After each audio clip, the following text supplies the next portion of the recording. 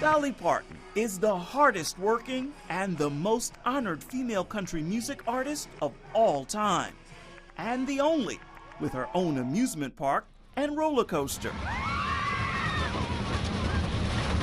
It's the fastest wooden roller coaster. It goes like 73 miles an hour, which is quite a bit for a wooden roller coaster, but it covers a lot of territory. But we've got a lot of wonderful things at Dollywood, and it's called Lightning Rod, and that's our new addition. Now, do you ride Lightning Rod? No, I don't ride any of them with this hair and with all my stuff.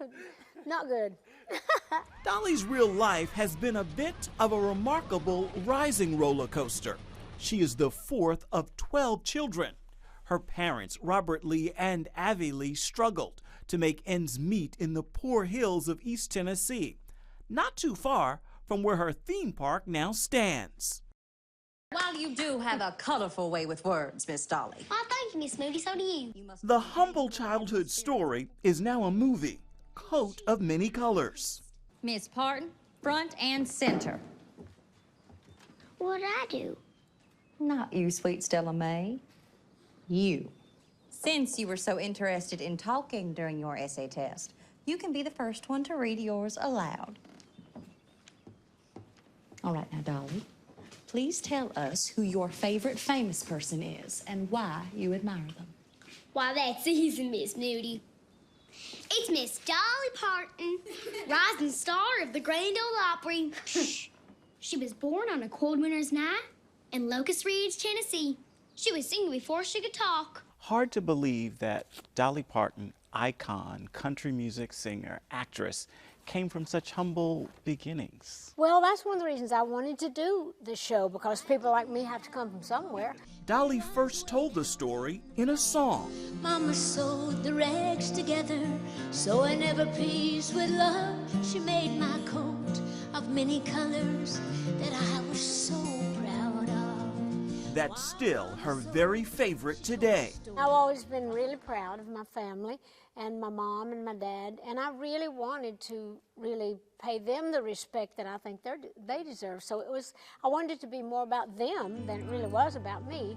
No one has seen her since she lost that baby. Well, she looks just awful, peaked, just terrible. Well, who wouldn't? 8 kids already? They can't feed the family they have now. What is wrong with Lee Parton? Same thing you wish your husband would catch. You know, God took that little baby just to assure us this world. I'd say it's a blessing in disguise. How could the taking of an innocent ever be a blessing?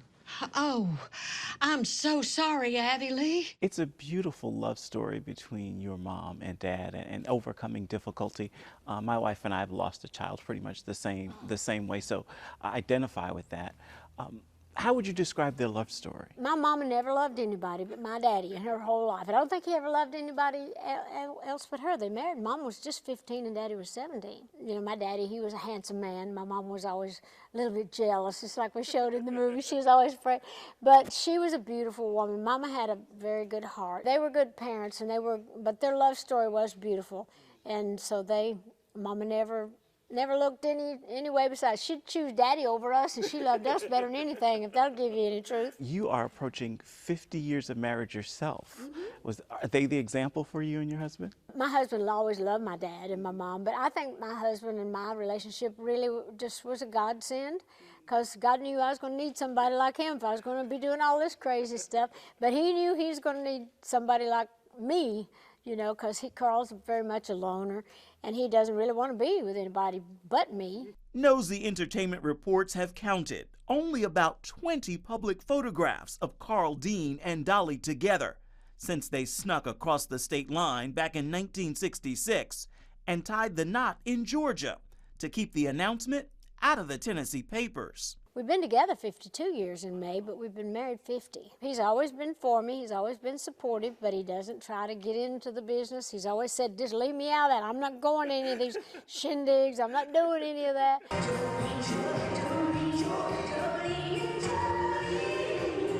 At 70, Dolly's shindigs aren't slowing down, picking up the Tex Ritter Award for the Coat of Many Colors film, performing with pop star Katy Perry at the American Country Music Awards, and pushing forward with a tour.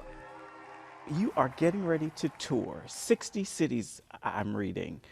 Are you up for that? I'm ready. I'm all for it. Actually, I love touring. I live on my bus. I don't stay in hotels. I don't have to fly, so I don't wear myself out with that. I got all my things on the bus. I love to travel. I'm a gypsy. I never got over that. I've always loved going. Now, you started singing in your grandfather's church. He was a minister.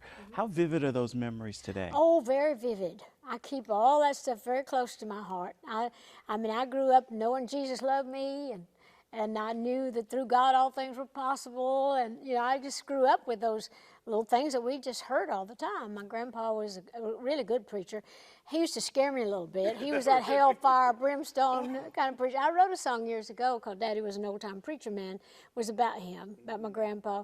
Because one of the lines is, he preached hell so hot you could feel the heat. People say, well, I'm surprised that you really talk about, you know, your faith. I said, well, why not?